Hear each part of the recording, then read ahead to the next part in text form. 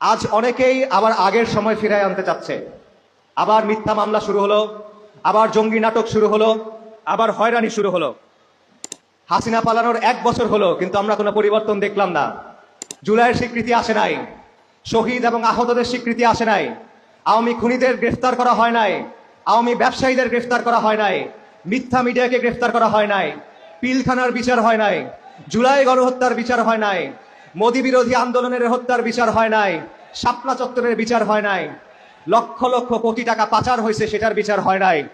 এই জমিনের মজলুম খেটে খাওয়া মেহনতি মানুষ এখনো তাদের হক বুঝে পায় নাই। এই কোনো কিছু হয় নাই, কিন্তু কি হয়েছে? চাঁদাবাদী হয়েছে, ছিনতাই, জমি দখল, দুর্নীতি, স্বজনপ্রীতি, এই কাজগুলো হয়েছে। এগুলো বন্ধ করার দিকে ইন্টারিমের মনোযোগ নাই। ইন্টারিমের মনোযোগ কোন দিকে? দেশ বিরোধী চুক্তি করা ইন্টারিমের মনোযোগ, করিডোরে ইন্টারিমের মনোযোগ, শাহবাগীদের খুশি করার দিকে ইন্টারিমের মনোযোগ। আর এই জমিনে জাতিসংঘের মানবাধিকার কমিশনের অফিস খোলার দিকে ইন্টারিমের মনোযোগ। এই জমিনে কুফরি আদর্শ প্রতিষ্ঠিত করার দিকে তাদের মনোযোগ। পশ্চিমের জাহিলি কালচার প্রতিষ্ঠিত করার দিকে তাদের মনোযোগ। এই জন্য আমরা আন্দোলন করি নাই, এই জন্য শহীদরা রক্ত দেয় নাই, এই জন্য আবু সাইদ রক্ত দেয় নাই, এই জন্য আসহাবুল ইয়ামিনরা রক্ত দেয় নাই। ভারতের দালালি এই জমিনে চলবে না, আমেরিকার দালালিও এই জমিনে চলবে না, কোন বিদেশি শক্তির দালালি এই জমিনে চলবে না, চলবে না, চলবে না, চলতে দেওয়া হবে না।